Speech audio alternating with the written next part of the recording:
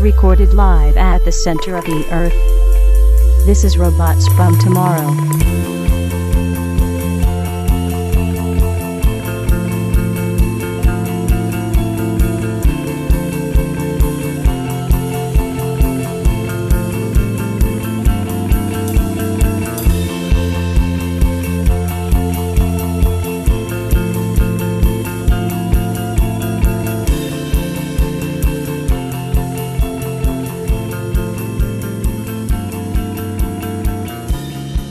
Hello everybody, welcome to Robots from Tomorrow. My name is Greg, glad to have you with us. Today is the first of our three-part series on the greatest Superman comics of the Bronze Age, with my guest, the DC3 Cat's very own Vince Ostrowski.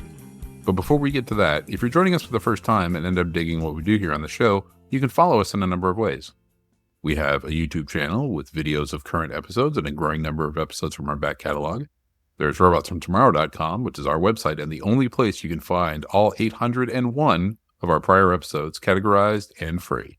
And of course, if you want to experience the show in its natural habitat, the only place to do that is multiversitycomics.com.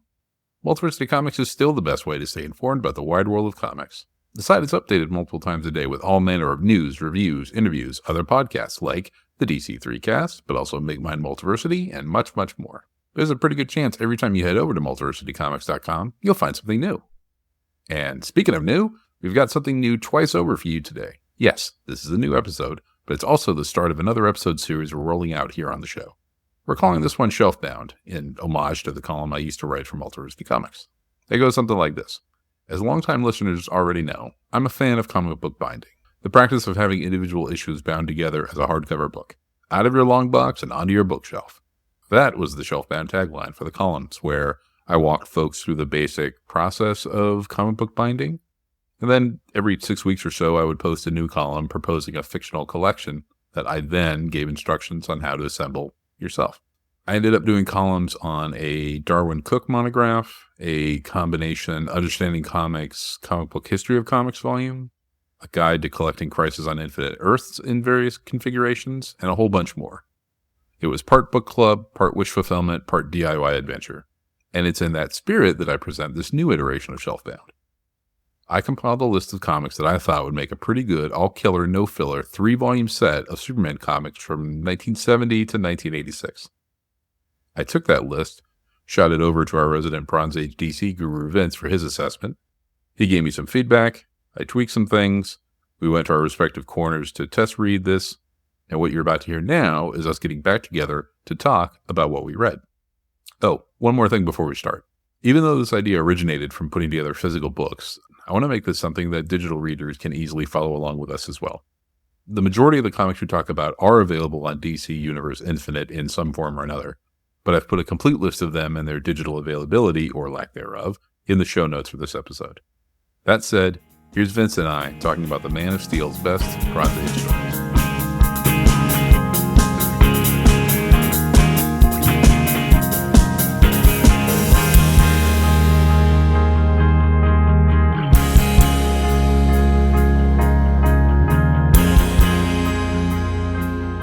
When we say Bronze Age Superman, what does that mean to you? Oh, man. I'll start you off with an easy one. Yeah, that's a big question. For me, okay, let's say this. Before I started reading the Bronze Age stuff, not specifically for this project, but you came to me because I had been reading these things and sharing some of this stuff on social media, and you noticed I was reading it already. Before really digging into it, my conception of it was, this is the nebulous period between the Silver Age and Crisis, right? Mm-hmm. Mm-hmm. Where some books were dwindling and they needed a shot in the arm. Other books were doing some really strong work, but it was kind of scattershot and not. My conception of it was that it was not defined by a certain kind of theme or anything. Whereas now that I've read a good chunk of it, mm-hmm. I feel like there's a better way you could define it. And we'll talk more about this, but I think like even more than the Silver Age, I think this is where comics artists really started to get more experimental, mm-hmm. where plots became a little bit, there's still some very silly, we will definitely talk about this. Yeah. There's still some very silly Golden Age, Silver Agey stuff that happens in the Bronze Age that kind of needs to be explained away in too earnest of a matter, I think. We'll definitely talk about that when we talk about Kryptonite Nevermore. But you're seeing writers exploring more serious topics within these characters, I think. A little bit of that started in the Silver Age, but the Bronze Age is where they're saying this issue or this arc, yeah, it's a Superman story and he beats up a bad guy or whatever, but it's really about something else also. Mm-hmm. That's what I think of the Bronze Age as now that I've read a decent bit of it. Mm-hmm. Does that ring true to you? You have more experience than I do with the history of comics, but it definitely rings true. I think something you said early on about it being kind of a nebulous period between the Silver Age and post-crisis, especially if we're just talking like DC. Mm-hmm. But I feel like that allows some of the best stuff to happen. When we've been defining comics ages in terms of like gold, silver, bronze, there is a implicit ranking of them. But I think in terms of what is sort of going on in the Bronze Age, it is not automatically inferior to the Silver Age stuff. And DC, some of the most interesting stuff really starts to happen. Because you've read a Superman comic or two on both sides of this divide, right? Yes. Yeah. Okay. I feel like there are at least two visions of Superman. There's a Superman is the identity and Clark Kent is the cover. And that would be like pre-crisis. And post-crisis, I guess starting with Byrne, it's Clark Kent is the real person and Superman is the costume. Yeah. Yep. Do you have a preference between the two? I think I prefer the more modern interpretation. I think what you would maybe call the Golden Age conception of the character or origin of the character, where it's a pulp hero putting on a disguise to live amongst the humans, right? Mm-hmm. I think that's a snappy pitch. That's a great pitch. It's time tested, a classic. But if your question is which is more interesting, I think the more modern interpretation is more interesting. I think one is a plot convention that gets you can tell a lot of stories with it. You can set up a lot of great fights against a lot of great villains with it. But with the second one is where you can really mine more of the emotional flavor and texture to the character, I think. Mm-hmm. And not that you couldn't do it with the idea flipped, but mm-hmm. I think because that's from the Golden Age where they were less concerned about that sort of thing, mm-hmm. you just have less stories that do that. You know what I mean? Yeah. Let me, if I can amend my question a little bit. Sure. I guess it's more a question of looking at it as Superman is a Kryptonian living amongst humans versus somebody who considers themselves human with a Kryptonian heritage. Yeah. I think it's interesting to see in the Bronze Age them start to play around with that idea, or at least maybe show to both sides of the coin a little more. We'll talk about it as we talk about these issues, but there are several stories here where Superman is questioning his approach, questioning how he fits in among humans, whether he considers himself an outsider or not. There's some play with the nature versus nurture thing, but I find it interesting that, well, as you suggested, I think in the more modern Superman stories, by and large, they tend to say Clark Kent was raised by the Kents to be the man he is, and then he just so happens to be a man with powers that he can then use to take the morality that he learned from John and Martha and apply that to the reality around him. Whereas back here in the Golden, Silver Age, Bronze Age, what they keep doing, I find, which is, I think it's charming, but it's a little bit contrived too. They show you like scenes from Krypton's history, and then they say, look, here's Jor-El. He's acting the same way that the Superman that we know is. It's almost like he was the Superman of Krypton, and like, very much oh no, Clark Kent was always destined to be this moral, this great. In this case, it wasn't nurture that got him to this point necessarily, because he was just a baby when he left Krypton. Mm-hmm. But Jor-El may as well be the same guy as he is on Earth. So I think it's interesting, just in the Bronze Age, they're not there yet. They're not all the way there yet, but they're playing around with that idea and they're jostling it a little bit and opening some of that stuff up. Yeah. Really good point. That is going to, I think, transition well to the first comic, Superman 232, which reprints Superman 141, written by Siegel, drawn by Wayne Boring. Superman does actually get sent back to Krypton and gets to see his father and mother a couple of months before Krypton blows up.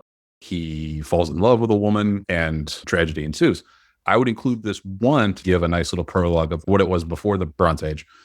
I would also include it because a lot of the stuff in Superman Annual 11, the Alan Moore For the Man Who Has Everything, is introduced in that particular issue.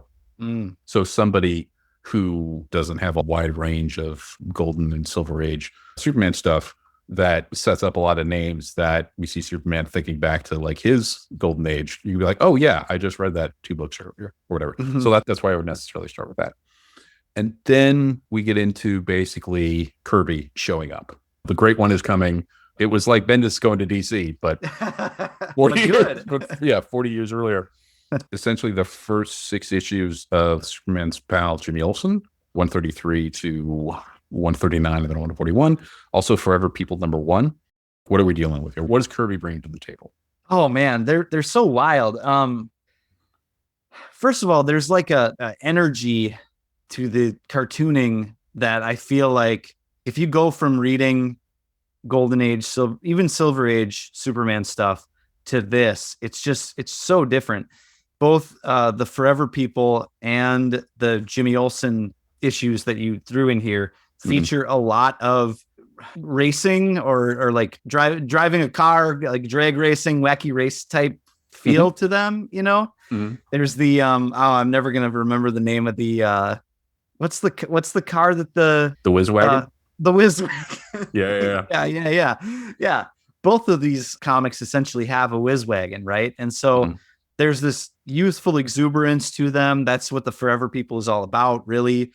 And then Jimmy Olsen too, like Jimmy Olsen represents, especially starting in the Kirby stuff, really, this like new order of things, you know, new generation of things, kind of the times they are a changing kind of figure. And that energy just crackles throughout these comics. And then it's really interesting the way that Kirby I think it's very respectful of Superman, but there are times where he does use Superman as the stodgy older guard. And that juxtaposition, like I said, I don't think it ever disrespects Superman at all. I think Superman, as Kirby writes him, is very much, you can't say the Superman. There is no the Superman, right? Like there's been so many interpretations of the character over the years, but it is definitely a recognizable version of the character. You read it and you go, yeah, that sounds like a Superman I can buy. And so that's the big thing about Kirby's work at DC for me, that even more so than when he was over at Marvel and Stan Lee was writing all the dialogue, you think of that as like Lee putting in the hipster voice to all these characters and Kirby doing the drawing, but Kirby could do that himself too. Like he definitely, maybe not quite as funny, but he could hit those notes, you know, like, yeah. If you go back and you look at things from the Jack Kirby collection and you see original art of Kirby and, you know, he's writing dialogue and suggestions at least in the margin. And sometimes Lee takes them verbatim. Sometimes he Stanizes them, whatever. So I'm going to say Faces. There's a bugaboo about these issues. So did that distract you? I mean, I knew to expect it because I've heard stories about DC being unhappy with the Superman faces and them replacing it with I can't remember, who did they have? Well, they had a bunch of people. Like I think Al Plastino did the first issue or two, but then everybody, Kurt Swan, Murphy Anderson, Neil Adams did some on some covers. It's interesting to look back at the original pencils and see, one, how obviously Superman looked like a Kirby creation, just like everybody else. Kirby's take on the S shield is really, like he said, he never could get it right, but it's much closer to like what we recognize the Albatross Kingdom Come. You know, the diamond with a line across suggests an S more than shows it. I can absolutely see anal people at DC just being like, nope, no, we're not having that. But it's super interesting. I would not condone it. I would not do it. In a weird way, though, it almost fits into the story a little bit because it makes Superman, the company man, the older generation. Yeah. So it works on an unintended level. Yeah, that is an excellent point. You know, if you've been reading all these Kurt Swan comics or whoever that came before, you know, or was even working concurrently, you would look at this Superman and you would say, oh, Kurt Swan's Superman is walking around in Kirby's world, you know? And you're right. Like, is that respectful of the artist himself? No, not particularly. No. But you're right, on a sort of metatextual storytelling level, certainly unintended. Like you said, it's fun in a way. Because like so much happens in these issues. Like the Newsboy Legion comes back, something Kirby and Simon had worked on 20 years earlier. He gives them the Whiz Wagon. You got Flip-a-Dippa in there, which was a play on Scooba-Dooba or something. I was reading, I mean, Kirby pulled from like everywhere, as writers and creators do. But he's doing that. He brings back the Golden Guardian, but then it's all the habitat, the Mountain of Judgment. That's not actually a mountain. It's like a big truck.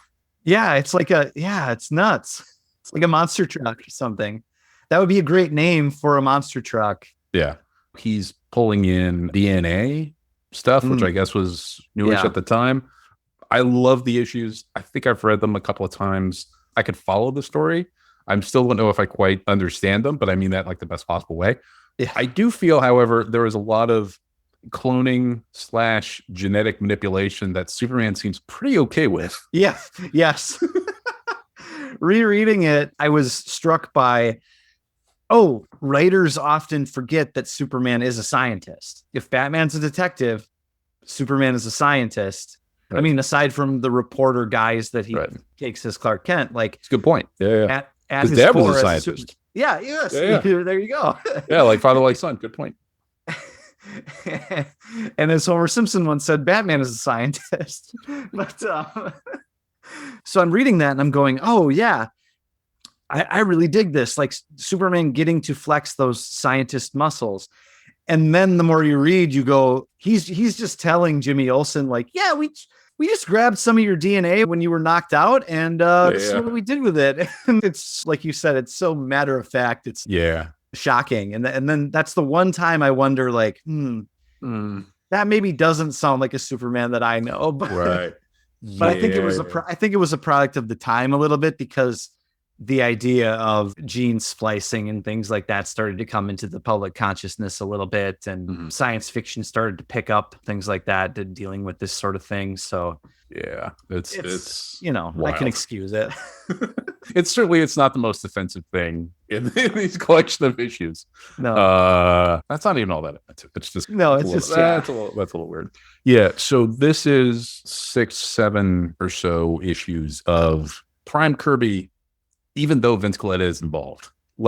This is not the worst pairing of them together. Certainly, I wish Mike Royer would have been available earlier. Royer, I think, comes in towards the end of the New Gods stuff, so a little later than this, and then follows him through with like the Demon and all of his later DC stuff, and for quite a while afterwards. Also because Royer was a hell of a letterer as well. So he really, between inking and lettering, he really gives the Kirby package a finish that I think really elevates it. But Colletta does not absolutely derail the train. I mean, you can't, but Kirby's is going to plow right through that. Plus, we get to see a whole bunch of photo montage stuff that looks all weird. And that stuff's wild. In some ways, it's, hey, the greatest Bronze Age Superman stuff. So let's start with stuff that isn't focused necessarily on Superman. But this stuff is so good. And one of the remits of these collections is to go in chronological order-ish. Yeah. I always think that's a good idea. Yeah. I think the first issue of Forever People, first of all, I love that issue, but I think it totally is a Superman story. Like the rest of the series is maybe not, but this first issue, it tells a complete Superman story that Superman's dream is that there's a super town somewhere where there are people like him. Again, this is what I alluded to earlier, where they start to explore things with the character on an emotional level that they weren't necessarily doing in earlier decades. He started out as a guy who beat up like wife beaters and white collar criminals and stuff, which is all great. But now we're getting into these questions that Superman may have, or questions the writers may have about how Superman fits in the world in a way that goes beyond just being a protector of the downtrodden, right? Mm-hmm. And I love how Kirby explores that here a little bit with this idea of Supertown. And Superman gets so close to reaching it. He enters the boom tube and he sees it in the distance, and he never quite gets there. And the issue ends with him, I believe, bemoaning it or saying, perhaps someday I'll get there, but today's not that day. And it's just such a really interesting tack to take, especially with the first issue of this series that is ostensibly about something else, you know? Yeah. Now we have Superman 233 to 242, basically. This is the main Superman title. Denny O'Neil on art, Kurt Swan, Murphy Anderson, penciler inker team.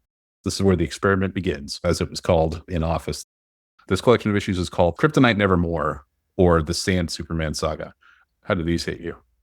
Man, I had just read these not that long ago, like maybe 2 months before you asked me to do this project. And I read them again, but definitely when I read them the first time, they hit me immediately with how Kurt Swan's on art. Here's an artist that I had been reading in earlier eras of Superman. Mm-hmm. And one great thing that you did in this collection, and maybe this is an unintentional result, but you included Jimmy Olsen number 140, which had some reprints of some older Kurt Swan penciled material. Mm-hmm.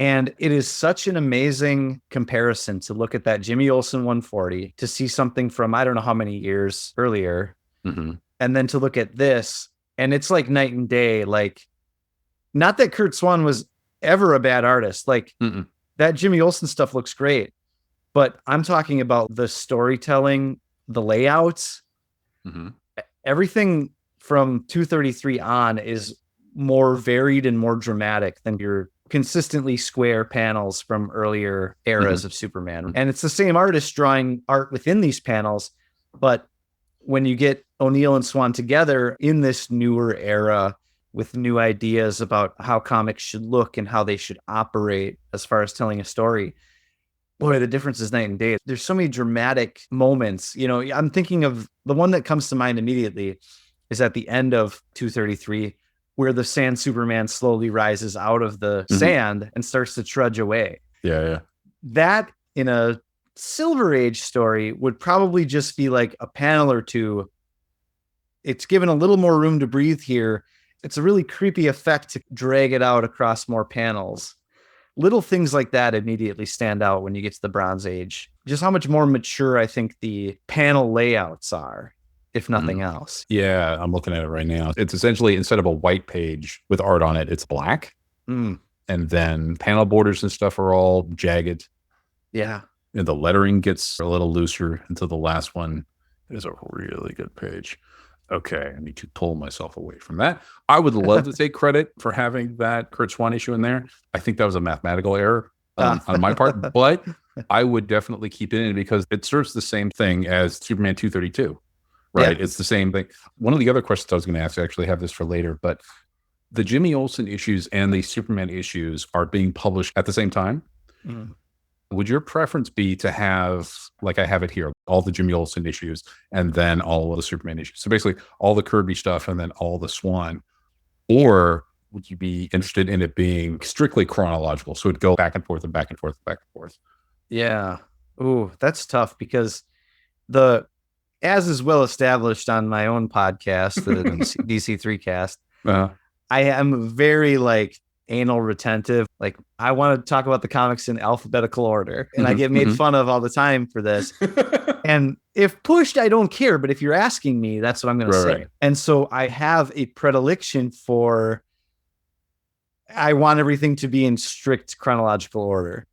When I do these read-throughs that I do off on my own, because I'm just a sicko, I am really intentional about trying to figure out the date that these comics are published and read them Right. in that, because no matter how small, especially in something, DC Comics that's been going for 80 plus years, like even small instances of chronology build on one another, and writers and artists are influencing one another constantly. And you see that stuff play out. And I just like the idea of maybe catching some of that stuff. But if you're asking me about your collections, I think lumping the stuff from the same series together makes more sense because, well, for this project to approach it, I kind of read them in chunks. Like when I sat down to reread these for you, I just read the Jimmy Olsen stuff all as one chunk. And then I put it away, and then I went and did something else. And then when I returned to the project, I read the next chunk of issues, I think that really works. If you're making essentially a collection built around a theme or whatever, I think your way is preferable. I think the anal retentive thing is for me when I say I'm going to read everything and then this is the way I have to do it because it's the only way it makes sense to me, The Sand Superman saga was O'Neill trying to wrap his head around how to handle a character like Superman. I think there's individual moments of good writing in this, for sure. There's a lot of stuff with the Morgan Edge and what is it, WGB? GBS, Galaxy Broadcasting. Yeah. Yep. Clark is a TV newsman. That's a new role for him. The Lois, Jimmy Clark banter definitely matures from where it was in previous eras of Superman. And I think there's a lot of really great stuff surrounding that. I think the Superman stories, or the Superman side of the equation, it's interesting because this is what I was alluding to earlier when I said there's some stuff in the Bronze Age that is very silly, Golden Age, Silver Age still. And the idea of the Sand Superman as a villain is that, right? It's a very fudgy pseudoscience-y thing that they make an attempt in the fiction to explain it, but really it's just sci-fi nonsense, right? And then the difference is, if this were the Silver Age, this would be a one and done. It would be your villain for the issue. Superman would deal with him, wrap it all up, and kind of rub his hands. And in the next issue, you'd be on to the next thing. But in this, it's more of a saga where these issues have they do have one and done stories within them, but there is a definite arc that this Sand Superman continues to show up issue after issue and continues to drain Superman's powers away slowly issue after issue. And it's more of there's an arc to it rather than a monster of the week type thing. And I appreciate that definitely. But I still think at the end of the day, like some of these stories are not particularly all that special. They're special in that, especially artistically or whatever, they represented a different style of comic booking or whatever. But what I mean is like the conflicts themselves are not special. In issue 235, Clark is going to go up against a little nasty little demon that plays a harp, magic harp, right? Yeah. And he's going to be a one and done, and that's it. In another issue, it's Superman versus the volcano. Even though we've gone on to this branching sort of arc style storytelling, there's still Silver Age ideas of what a comic book should be informing certain things. That's a really good point. They were figuring out what that is and the push and pull between the Silver Age from holdover. Looking back at these issues, I like the pacing. The A plot of Sand Superman gets pushed down to the B plot, but then slowly percolates and it comes back. Kurt Schwan and Murphy Anderson kill throughout the whole thing. The covers are great. The individual sort of monster of the week is the least interesting parts of that for me. It is, indicative of O'Neill as a writer, is somebody who has admittedly said he has trouble with super stuff. It's much easier for him to just wrap his head around the Batman guy. Right. Batman, The Question, whatever, not necessarily Superman. So this whole take is built out of, let's ground this a little more. Yeah. Kryptonite is essentially null and void. And you see Superman eating a ball of kryptonite like a popcorn ball at one point. Yeah. That's fantastic. Also, just interesting for O'Neill, he's pulling from his own little corner of the DC universe. I Ching shows up, right? Like later on, towards the end. it's an important story. There are things to enjoy from it. Oh, yeah. I think it's essential in this collection and looks great. My only misgivings about it is that it is doing this balancing act between the two eras. Because like you said, nobody was in that room saying, we are the Bronze Age now. So Yeah. we got to straighten up. Yeah. But like the Oriental War Demon, Ooh. I think we could do. Ooh. Yeah, I have my notes. Not great, Bob. No. So there's that. Okay. We've got like Superman 247, Must There Be a Superman, written by Elliot Maggin. I think it's different if like Elliot Maggin had come in and done it from jump, Mr. Miracle Monday and Superman writers whose name we're going to see a bunch of. Is the idea of Superman good for the human race, which is the Bronze Age starting to push things a little bit? Yeah.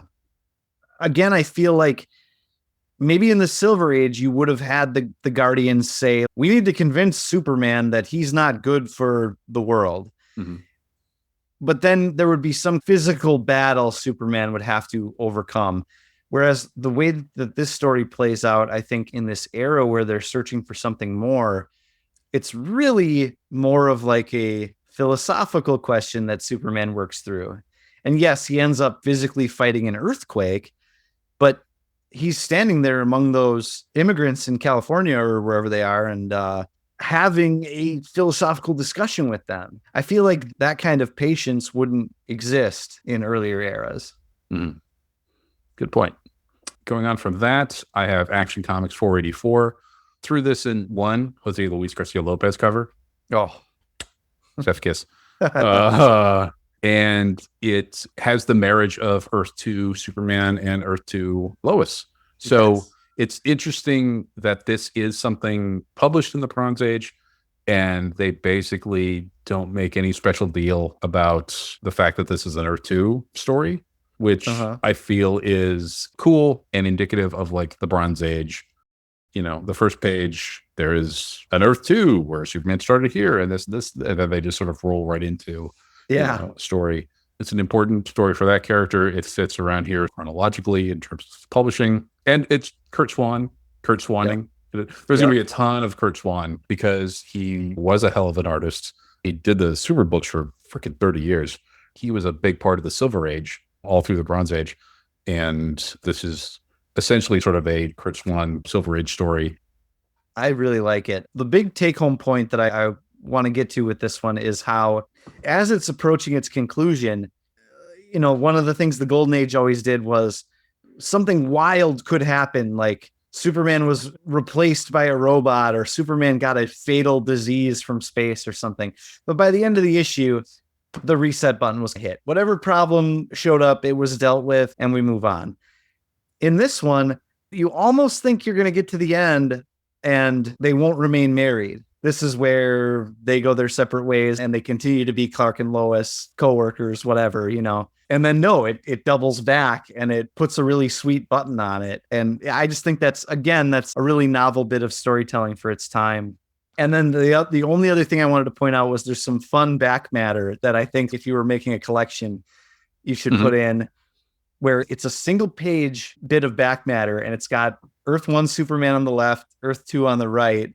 And it says something at the top like, they're not really all that different. And then there's like a listing of exactly the ways that they are different. And they'll say Kal-El is spelled this way here and it's spelled this way here. Or he works at the Daily Planet here and he works at the Daily Star here. And it's a very neat little bit of back matter that's, again, a product of its time in a fun way. Yeah. Okay. So all of this is prelude to this last story that I probably could not actually physically bind. I could, but it would be difficult because this is a treasury-sized comic. There has not been a normal comic-sized reprint of it. However, it is available digitally. It originally was published in 1978, so we're jumping a little bit chronologically, but it's my show. I do whatever the hell I want. This comic's completely oversized because it is bursting with superness. It is, of course, Superman versus Muhammad Ali, the best comic Neil Adams ever did, by his own admission. I mean, you had read this before this, right? Yeah. Okay. How did you come across it the first time? It's one of those comics everybody talks about, one of the ways I always have it told to me is even if you don't like gimmicky celebrity crossover issues or one-off sports, whatever. Even if you don't like those, this is the best one that's ever been done. And that's pretty universal when people say that.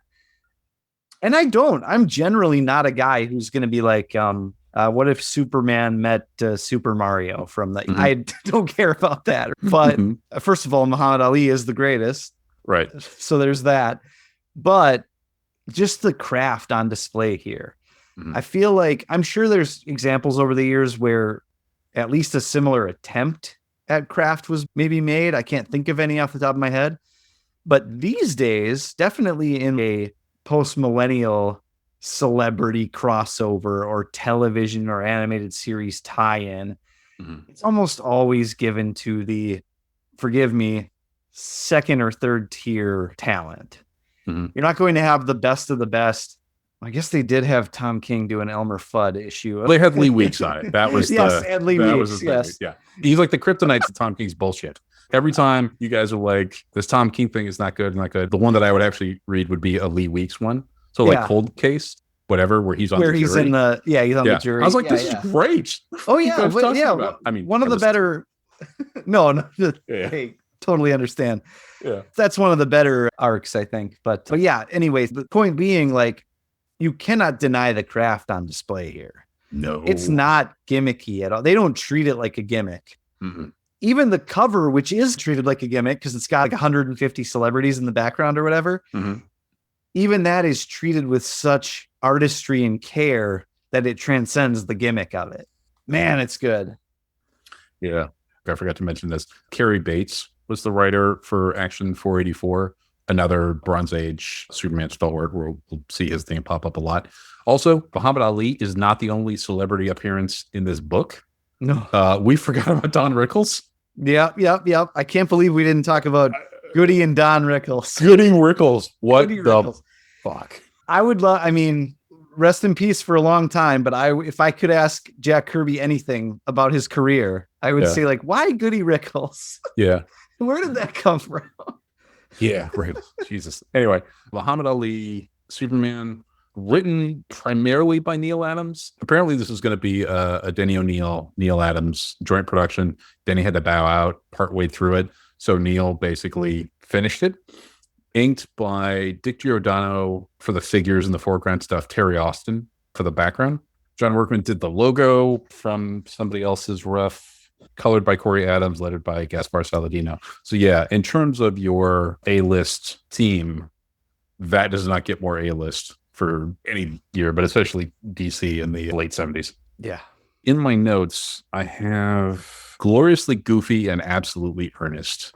Like, this is in some ways the best superhero comic ever. It's Superman versus Muhammad Ali, and we get that. It's pitting them against each other, but it is also having them team up in ways that it's not a misunderstanding that they fight, which is actually kind of a nice thing. It really puts Superman and Muhammad Ali on an equal playing field. Muhammad Ali is the greatest. Adams clearly loves Muhammad Ali, and it comes through in just every conceivable manner. Adams is known as, a wonderful cartoonist, but also a really good caricaturist, right? There are times where he's tracing photographs for specific poses, or he's actually using photographs or tracing photographs, which is all fine. It looks great. But even on the wider shots, or the things where you're more removed from Ali than close-ups, it always looks like Ali. Yeah. Which is really tough to do. And you never get a sense of Superman standing next to stock character that turns into Ali on the close-ups. That sells a lot. We see a ton of great Superman action bending the course of, well, not mighty rivers, but like the tsunami and flying through a series of spaceships that are all lined up. And yeah. Yeah. We actually see them fight twice. Yeah. We get to see Ali trains Superman. This really does feel like Ali's voice, maybe helped by Neil Adams's perchance for being, I would say self-aggrandizing, but they are kindred spirits in ego and in having ability to put their money where their mouth is. Am I? Yeah. Yeah. No, you nailed it, I think. Do you have a favorite moment in this? Oh boy. I love the I'm going to call it the hyperbaric time chamber that they train in, because that's what they call it on Dragon Ball, like 15 years after this. So this invented a very crucial aspect of Dragon Ball lore, which is, I don't know if they invented it. Maybe there's some other story where somebody trains in suspended time so that they could have more time to accomplish what they need to. But I love that whole sequence. You see the sequencing of the punches as Ali is sparring with him, and just the kind of good-natured rivalry that gets built up over the course of the issue really plays out in that scene and in others. And that's more memorable that's probably the imagery from that sequence I remembered better than imagery from other aspects of the boxing in the other scenes. It was really the training sequence that I could remember so vividly in my mind. As far as the posing and the accuracy of what Adams is trying to get across, I think it's just top notch in that scene. Also, just the ending where Ali guesses Clark Kent's identity. I mean, that is were this to happen in real life, were Muhammad Ali to ever meet Superman, one would think it would play out exactly like that. Yeah. You wouldn't be able to get it past Ali. Maybe everybody else, but not him. Yeah. When I first saw images of this excerpted in the Wizard Death of Superman special, so I saw most of the page where they're actually fighting Superman, Muhammad Ali, and I saw a picture of Muhammad Ali beating the crap out of Superman. And I'm like, oh, that, and then probably the down shot where they're carrying Superman out in a stretcher. Oh, yes, right? Of course. Where you've got, of course. They've got the aliens with the crowd, and Perry White's pushes up away, and Muhammad Ali is there, and they're trying to do the thing, and Superman is just beat. I mean, I can't think of any time you'd seen him beat like that before. Certainly not with the level of realism that Neil Adams makes you feel every bruise. That's a great page, yeah. And then you read it, and it is basically Superman and Muhammad Ali teaming up to save the Earth.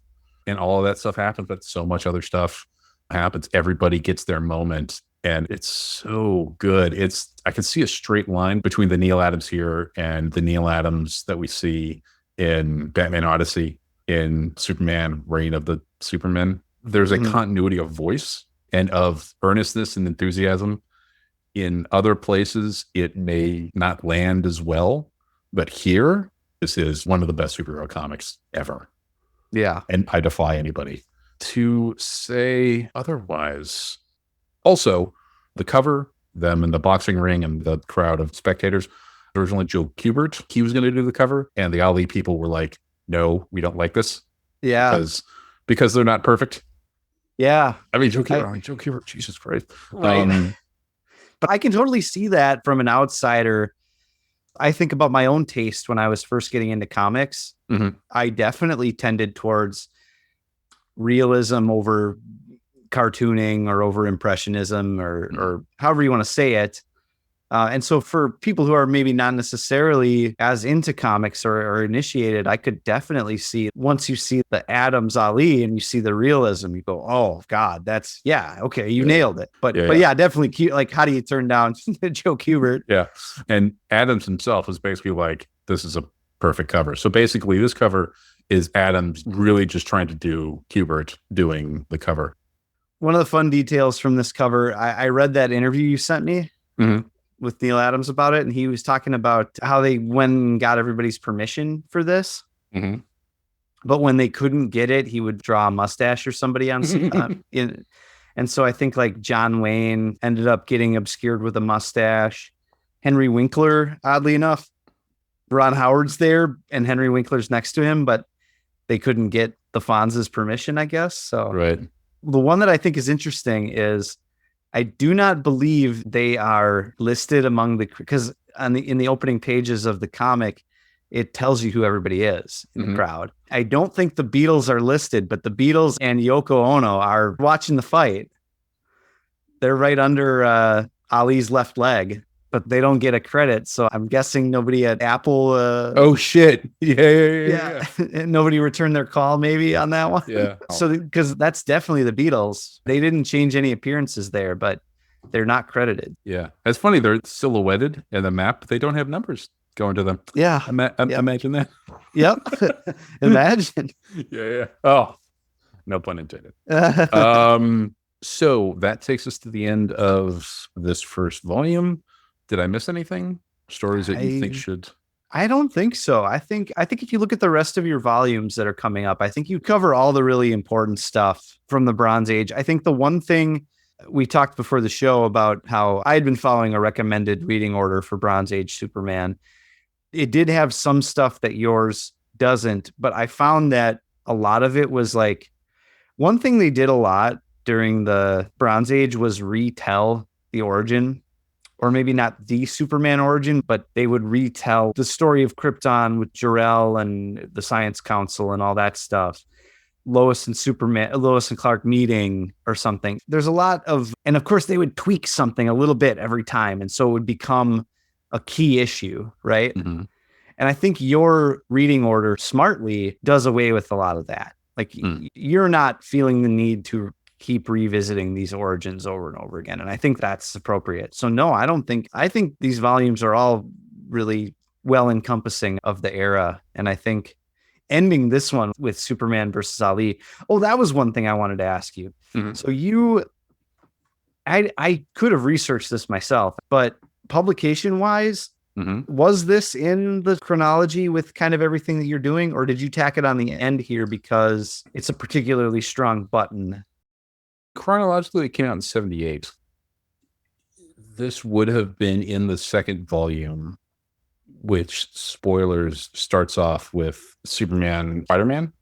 Oh, yeah. So if you look at the full chronology, it goes Superman, Spider-Man, Superman, Muhammad Ali, Superman, Spider-Man. I felt if I went just strictly chronologically, this would have been in the middle of the second volume. Yeah. And I was just like, love at the end of this